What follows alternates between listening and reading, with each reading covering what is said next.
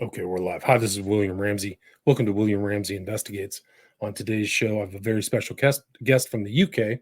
His name is Kit Klarenberg, and he just published a fascinating article, April 21st, 2022, and you can see it on the screen if you're listening to this on YouTube. Title of that article is Human Lab Rats, CIA Files Confirm Guantanamo Bay Torture Programs, MKUltra Roots. Fascinating article. Highly recommend people check that out. I'll put all his information in the show notes so you can click through. Kit Klarenberg is an investigative journalist exploring the role of intelligence services in shaping politics and perceptions. His work has previously appeared in The Cradle, Declassified UK, and Grey Zone, and you can follow him on Twitter at his full name. So it's Kit, Kit Klarenberg. And I'll put some of the links to his earlier articles in the Grey Zone. This one is on from Mint Press News, and he's also written for Covert Action Magazine, a couple articles, and I had just read one of the articles from one of the editors into my podcast, a great article about the murder of MLK, or Martin Luther King, and some of his other titles of his journalistic articles, which you'll see the links to, are one is Leaked Files Expose Syria PsyOps Veteran AstroTurfing Bread Tube Star to Counter COVID Restriction Critics. And another one is the Uyghur podcast, brought to you by a CIA torture propagandist. But again, the title of this fascinating article is, which we're going to talk about today, Human Lab Rats, CIA Files Confirm Guantanamo Bay Torture Programs, MKUltra Roots. So Kit Klarenberg, welcome to the show. Thanks for agreeing to the interview. Hi. For people who may not have heard your name or know your background, can you kind of talk about your other writings and what brought you to write this article about the torture programs MKUltra Roots? Oh, sure. I mean, more generally, I look at, the role of, as you said, intelligence services in shaping politics and perceptions. A lot of this entails, covering covert propaganda campaigns, psychological manipulation and behavior modification. And of course, the MKUltra is somewhat, the daddy of them all. In terms of this was a wide-ranging CIA program which lasted decades, probably never ended really, actually, and was specifically concerned with tearing human minds apart and putting it together in shapes of the CIA's own choosing, and it has enormous relevance today in all manner of fields. The agency was granted an extraordinarily rich insight into how to break humans down mentally and physically, and the idea that the key key takeouts from this research were no doubt weaponized and exploited in all manner of ways, most of which we would have no idea about. I mean, I think the CIA torture program in general is very, very interesting as well, because this war, it was global in nature, but of course, Britain was a key kind of conspirator within this, and I have written fairly extensively about Britain's role in this, and just as in the US, everyone involved got away with it, even though we have literal, first-hand evidence of there's an MI6 operative called Mark Allen, where he openly, it was discovered in all places in the bombed-out headquarters of Colonel Gaddafi's security services. It was this fax directly sent by Mark Allen talking about the torture of a particular detainee. So, even though that kind of bombshell, incontrovertible evidence, no one's ever been prosecuted, and in fact, often some of the officers involved at the highest levels have gone on to work have gone to work in the private sector and have employed the techniques they honed while working for MI6 for for corporate clients. One is this individual called Richard Barrett, who was running the MI6 counter-terror unit at the time that 9/11 happened, and did so for a further 3 years. And he now runs a communications firm called Global Strategy Network, which is heavily involved in psychological operations abroad. And yes, it would be entirely unsurprising if he was heavily implicated in this. So I think as an example of the total impunity with which the intelligence services operate, you can't really get a much better example than MKUltra or the CIA's global torture program. I have some more material coming out on this soon. Right. No, it is fascinating. Even here in the States, we don't hear much about this. You mentioned a guy, Jeffrey K., who I follow on Twitter, who wrote about Guantanamo, but we all know that these black sites existed, but you talk about specific individuals who were brought into those sites. Can you talk about this guy, Bellucci, and what happened to him? Yeah, sure. I mean, I think that so essentially, he was arrested in April 2003, and he's the nephew of Khalid Sheikh Mohammed, who's the kind of mastermind of 9/11, and in common with many of the high-profile post 9/11 Al Qaeda arrests, there was a lot of bombastic claims made by Bush administration officials as to his significance within the group, and how he was tied to all of these different terrorist attacks, etc. And it doesn't seem that any of this is true. I mean, at most, he seems to have sent some money to the 9/11 hijackers. The extent at which he acted as a kind of a courier and cutout for a number of wealthy Middle Eastern businessmen, and he would provide funding and support to Muslims living in the Western world frequently in order to supplement his income. I mean, does that mean that he knew anything about 9/11? No, and indeed my article is based on this, in part, on this declassified CIA Inspector General review of his treatment, and it rules that to the extent that he told his interrogators anything, it was in order to get the torture to stop, and he fabricated what he told them. And I think that this is one of the key things that people often, that people, even kind of critical sources, miss in a lot of their discussion of the CIA torture program, is that it was a failure in the sense it didn't get any usable intelligence, but from the perspective of being able to concoct a conspiracy narrative around 9/11 in order to justify the wars in Iraq and Afghanistan, and others were of course planned, and indeed to provide a rationale for intensive surveillance measures at home and the creation of an effective police state on American soil. This was a massive success. So if you look at, say, Abu Zubaydah, he was one of the first captured. I think it was in 2002, and again, he was portrayed as this international terrorist mastermind who was central to every known Al Qaeda plot and had served as a key trainer and for Al Qaeda operatives, and he was built up to be this, as I say, this kind of this international terrorist mastermind. In reality, he seems to have been a mentally ill individual who was effectively charged with running a Taliban running a Taliban safe house, and ensuring it was clean and tidy when people stayed there. And he's been tortured so badly that he can't see out of one eye. He can't remember his own father's name. Like, he hears constant noise. Like, they employed all sorts of measures in order to get him to talk, which included putting him in a kind of a cramped coffin full of cockroaches for like 2 weeks. It's just extraordinary, and it just goes back to.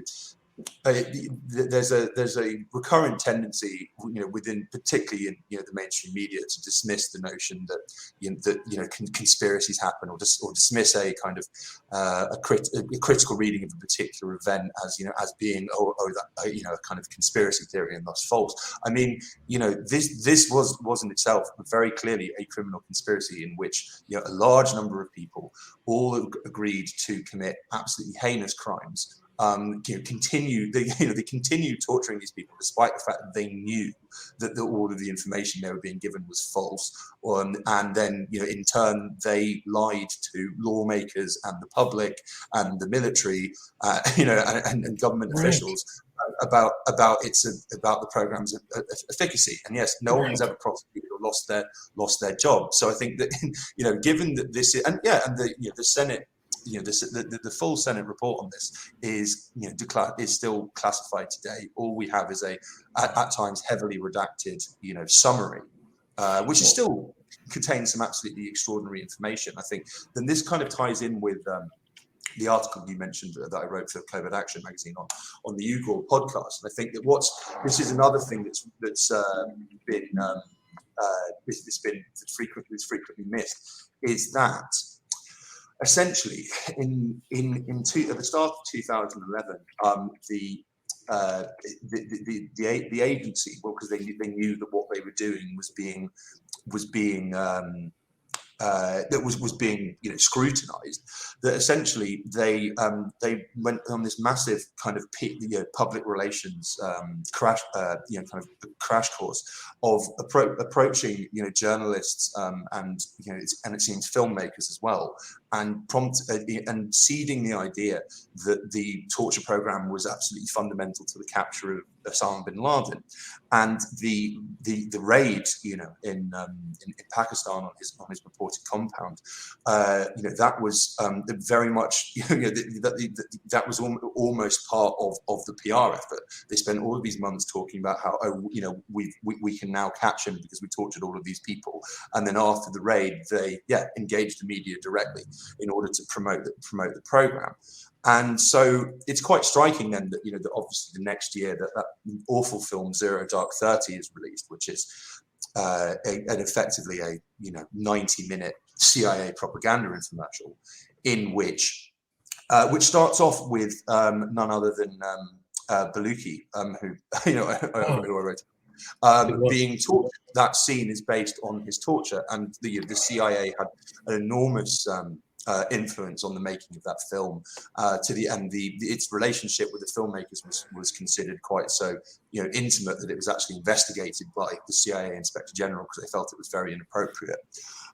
So I mean, it's quite a rabbit hole. And yes, the fact that no one has ever been held accountable for this, I think you should always bear in mind if you find it hard to believe that someone would be so capable of doing of doing something so evil, in considering whether a particular event, say, or I don't know, like an alleged terrorist attack,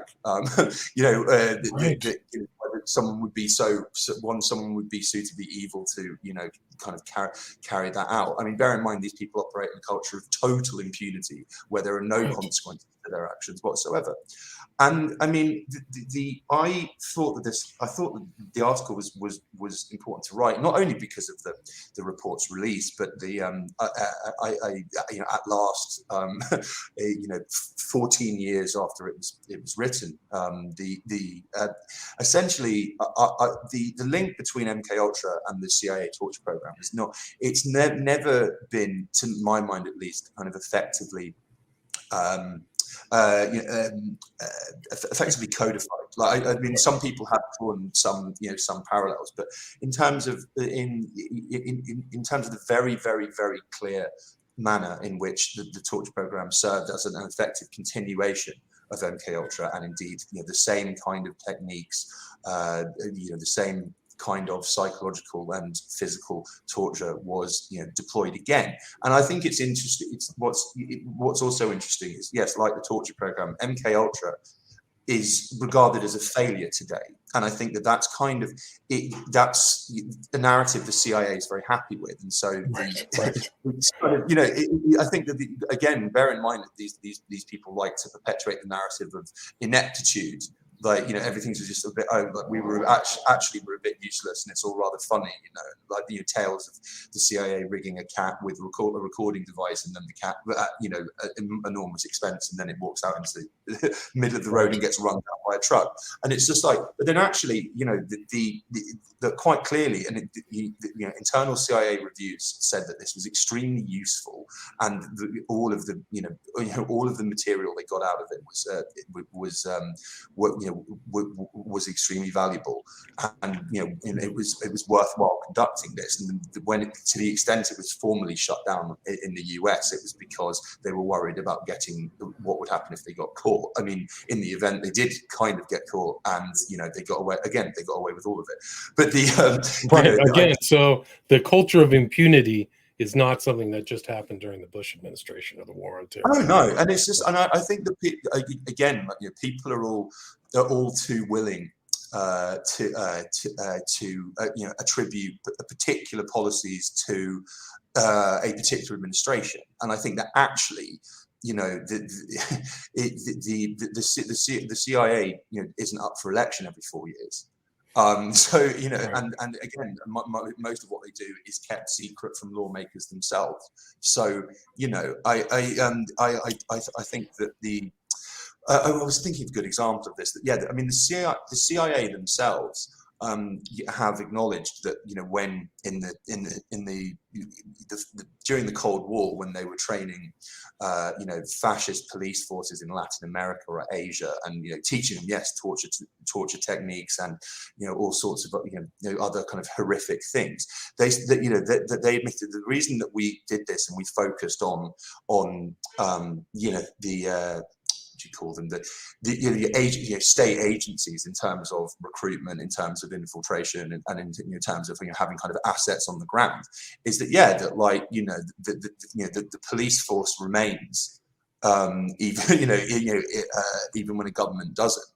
And so this is to ensure that they had a steady pipeline of people who could be relied upon to target the left, target progressive democratic groups, and take out troublesome figures, because it doesn't matter. It doesn't matter who's in power, which political party or leader is in power. The same things keep getting done. Right. And one of the interesting elements of a fascinating article, interesting elements, is you show that the torture that's implemented in this terror or black sites is similar to you and Cameron's approaches. He's kind of a notorious figure in the MKUltra. Oh, yeah. And you talk about the similarities, and you show this picture. If people are watching on YouTube, you can see these guys are in massive sensory deprivation. Yeah, well, it's just, I mean, I think it's what's very interesting is that what I always found curious was that, I even saw this connection myself many years ago when I was, when I learned about MKUltra the first time. I saw photos and videos and diagrams of some of you and Cameron's test subjects, or people who are being subject to sensory deprivation. And then actually, yes, that whenever you look at any and all photos online of the CIA prisoners during the war on terror, they're quite clearly being subject to sensory deprivation techniques. And I think that no one at the time made the connection, even though there was evidence of this in plain sight.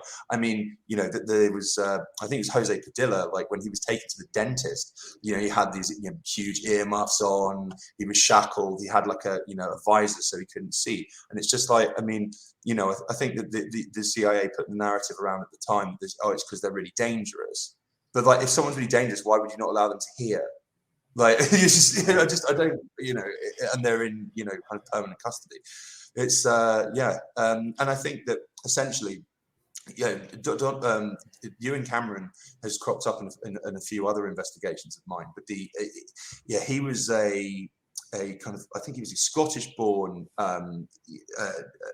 psychiatrist who then moved to Canada and then moved to the US, and he was very much on the CIA's radar from the 1940s, not least because he played a role in the reconstruction of West Germany, and he had this notion that was very prevalent at the time, that the Germans were uniquely dangerous and aggressive and prone to prone to dictatorship. And as a result, he thought that there should be, massive social re-engineering of the entire German people to the extent of, not allowing certain Germans to have children. And it's, he patented the technique called psychic driving, where essentially the narrative is that he was trying to recreate programmable humans, potentially like a Manchurian candidate type, a kind of remote controlled assassin. I mean, this isn't really true. In reality, what his techniques, which involve giving people huge doses of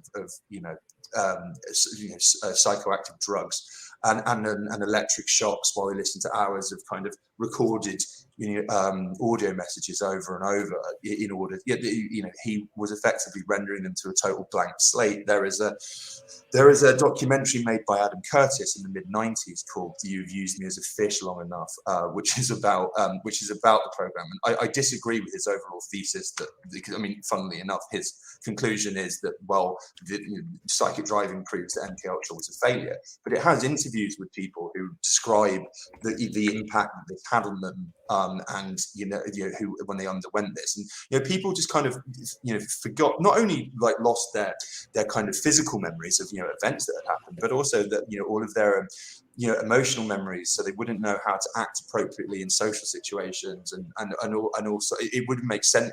Like life just became an enormously confusing and alien to them in every regard. It's really, it's incredibly tragic, but it's also, deeply disturbing. And again, it's right. Like there's a huge case about them, and this whole case, and these people were destroyed, and some of the people have written books about it. So it's all very well documented. And a lot of those people went in for treatment unwittingly for emotional problems and came out vegetables after being cyclically driven, right? Yeah, and it's just, it's really quite extraordinary. And I think that there were some court cases where people won substantial payouts and stuff. But I think that again, it's the kind of the unwitting aspect of this is something that's deeply disturbing. CIA agents themselves and officers, were getting spiked with LSD. There's poor Frank Olson, who was this army chemist who was effectively lured to a retreat by the CIA with a number of other kind of high-ranking officials who were involved in MKUltra, and he was spiked with LSD. He fell into this deep depression and then fell to his death some days later from I think the 16th story of a New York hotel. He told his wife that he was having serious moral reservations about what he was doing and wanted to quit. So he may well have been murdered, of course. But the fact that the people were. Often it was people in prisons and psychiatric hospitals who were targeted. One article I should have out very soon is about the specific, the kind of racial component of MKUltra, which has never been looked at before. And it's some academics I spoke to have done some fantastic research into how the kind of the kind of practical aspects of various MKUltra experiments, and they found that like black inmates were consistently given far more LSD than white ones. They were dosed for far longer periods, days in a row and stuff. And it's just like a lot of the time these people were desperate. They were offered a reduction of their sentence, or they were usually addicted to drugs as it was. So they would be offered heroin and or a cut in how many years they were doing in order to get them to consent. There were also the CIA created a network of brothels in the US, and where prostitutes would take their clients, and then they'd be filmed, and they'd be dosed with LSD and then watched from behind a two-way mirror. And the notion was, well, they're never going to say anything, are they? Because it would be too embarrassing publicly. So it's just it's just really the kind of extent of human cruelty is the testing on unwitting people. I can't remember Yeah, the name of that guy, absolutely. but there's a good documentary about the guy who fell out the window. Yeah, it's Frank Yeah, Olson. Frank But Olson, the that's right. Yeah. yeah, but It it's was just I Errol think as Morris. well. Yeah, Errol Morris did it. Yeah, I mean, I think as well that the you know, it would be. I've not actually done masses of research into this yet, and it's a kind of it's quite a sticky subject because it it does attract some like loons, as it were. But I mean, I think that the idea that the CIA hasn't engaged in kind of implanting people with technological devices against without their knowledge or consent. I mean, it's a very compelling one to me. And patents for this stuff quite clearly exist. And I mean, I think that that's another thing that kind of speaks to more generally, though, is it's really extraordinary the amount of really quite shocking stuff which is fully publicized. It's not hidden. It's openly talked about. It's amazing to me that again, conspiracies can't happen, and yet we hear about. We hear about them, right? And But I mean, it's very open. They're very open about these, very, very open about a lot of the operations they engage in, and it's like often you can tell what what kind of skullduggery they're up to by looking at what officials claim that the agency or indeed say the military is considering doing, and then it's like John Yoo, who is the Bush administration lawyer. Who drew up the legal framework which justified the torture of CIA prisoners. In writing in 2005 for the LA Times, he very openly proposed that the US create fake terrorist groups to confuse their adversaries. And I would imagine that, this passed without comment at the time. I would imagine that was a kind of tacit acknowledgement that that's been happening already. Right. So I No do doubt. think that actually some people can sometimes be quite amazed. I say modestly with the kind of with the material that I'm capable of surfacing or unearthing. I mean, a lot of the time, actually, like anyone could have found this stuff. It's just most people aren't looking or don't know where to look, and there's of course a conscious, deliberate effort to prevent people looking in the right direction.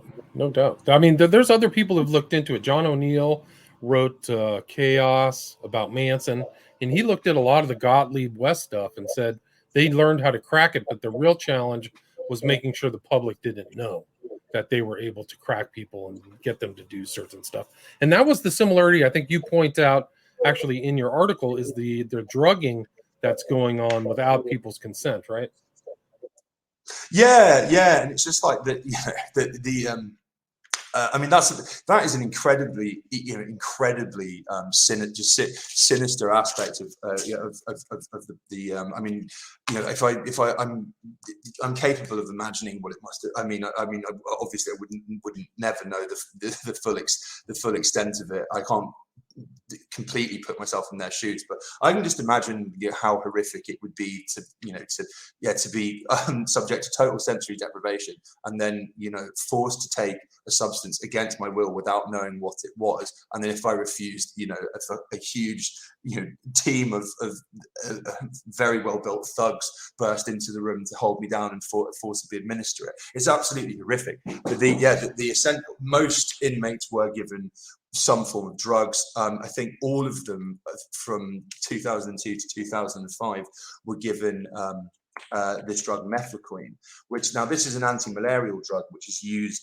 It was primarily used by the U.S. Army, and when the second they arrived, they were given a kind of five. It was a 1,250 milligrams, which is 5 times. A single dose is 250, and a single dose can cause permanent psychological scarring. But they were given like 5 times that, despite the fact there was no risk of them. Contracting malaria, and it has since been withdrawn. The FDA has issued significant warnings about this. It's no longer prescribed to the U.S. Army. It's been linked to suicides and murders amongst soldiers. So why they were doing this, apart from to break them down psychologically. And I think that there's been an enormous an enormously troubling silence over the fact that numerous Guantanamo inmates allegedly committed suicide or were potentially murdered. We still don't know we still don't know categorically which even today. But then if it was suicide, no doubt, like being pumped full of these these drugs, which in words of one inmate, he said it turned him into a zombie. I mean, surely this played some role. And I think that what's actually really extraordinary as well is that long before the torture report was published, the Senate Select Committee on Intelligence actually visited Guantanamo, and it seems that they were very much aware that all of this stuff was happening, and they even praised the facility for being so clean. And it's just like so that I mean they were well aware all of this stuff was happening, and they said nothing about it publicly, even though they were in a position to. And I mean, I just think it just speaks to not only a culture of impunity, but just the fact that that so often people within the power structure, for one reason or another, just reflexively cover things up. It's and I think it's going to be really interesting to learn in 10, 20, 30 years time what was actually happening within the CIA or in respect of, say, like ISIS or something. It would be entirely unsurprising. It would be entirely unsurprising to me, because these people operate on the assumption that no one's ever going to find out. I mean, to bring things back to the torture program, Abu Zubaydah was the CIA sort of specific a specific guarantee in writing that he would never ever be allowed out, and would never be in a position to tell the outside world what had happened to him. And then this was granted. And so, and then in that context, they can do, whatever they want, because, dead men tell no tales. But they also have that like two-faced language, right? Like, this is not an enhanced technique to give them sensory deprivation, and we're giving them drugs. They're administered for mental health purposes, right? So, I mean, on the surface, it sounds like kind of warm and fuzzy, but if you're over drugging somebody for a long period of time, I think that the language around this is really, really interesting, and it's just like when they say that there's a difference between enhanced and non-enhanced interrogation techniques, but then it's like forcing someone to stand against a wall and depriving them of sleep for 12 hours is considered non-enhanced. I mean, that is absolutely brutal. And I think that the numerous techniques that were used on the prisoners were kind of minted by the British. The Britain fought numerous kind of end of empire conflicts with nationalist movements in what remained of their empire after World War II, and along the way they practiced a wide variety of absolutely brutal torture techniques, which were kind of honed and refined over time. And this resulted in what they called the 5 techniques, which includes deprivation of sleep deprivation, food and drink deprivation, sensory deprivation, and stress positions, and etc. And these are all crucially things that don't leave marks, but are actually agonizing and awful. And shockingly, in the late 70s, a number of prisoners in Northern Ireland who've been subjected to this, they took a case to the European Court of Human Rights claiming that they'd been tortured, and the European Court of Human Rights, despite its name, ruled that what happened wasn't torture. And so this has been widely practiced and exported ever since. This is kind of total green light, and it's these are widely used around much of the world now. It's incredible. It's very disturbing. And you quote this guy, Jeffrey Kay, who says that the MKUltra program has spread to infect the entire U.S. military and CIA with impunity, like you said. Like, so it's. I mean, Jeffrey Kay is fantastic. He's a pal of mine who's been extremely helpful. He's done some superb work on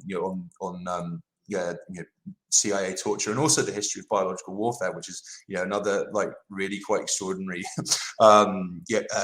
just really quite extraordinary episode. So, for instance, in the 1950s.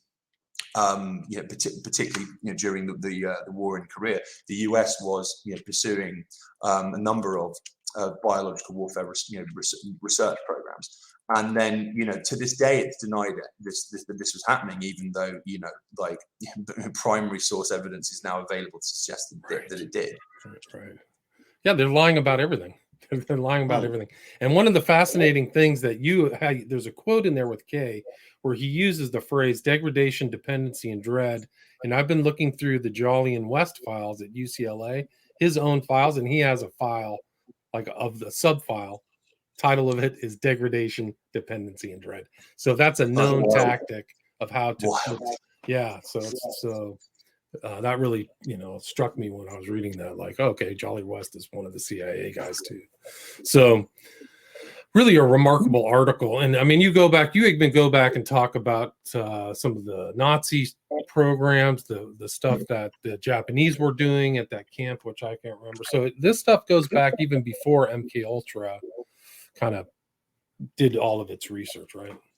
Yeah, and I mean, I think that this, the influence of the Nazis on CIA operations, it can't be underestimated. I mean, it's fairly well known, that under Operation Paperclip that the US imported a large number of Nazi scientists, to the country, but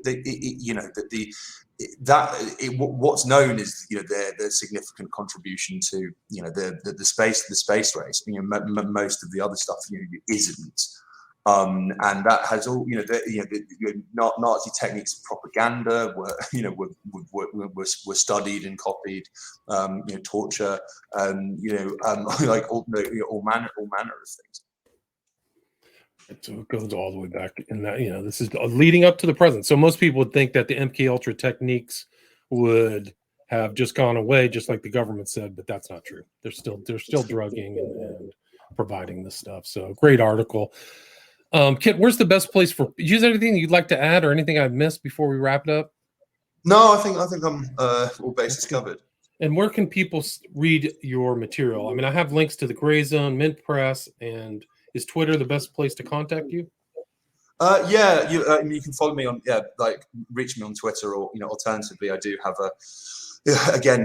my email is kitklarenberg at protonmail.com. Okay, so I'll put that in the show notes as well. If people want to reach out to you, click Klarenberg at protonmail.com. And again, the title of the article that we discussed today, which I recommend everybody go read, I'll put a link in the show notes, is Human Lab Rats, CIA Files Confirm Guantanamo Bay Torture Programs, MKUltra Roots. And the author is Kit Klarenberg. So, Kit, thanks so much for your time. My pleasure. Take care, mate. All right. Bye-bye. All right, bye. Stay there.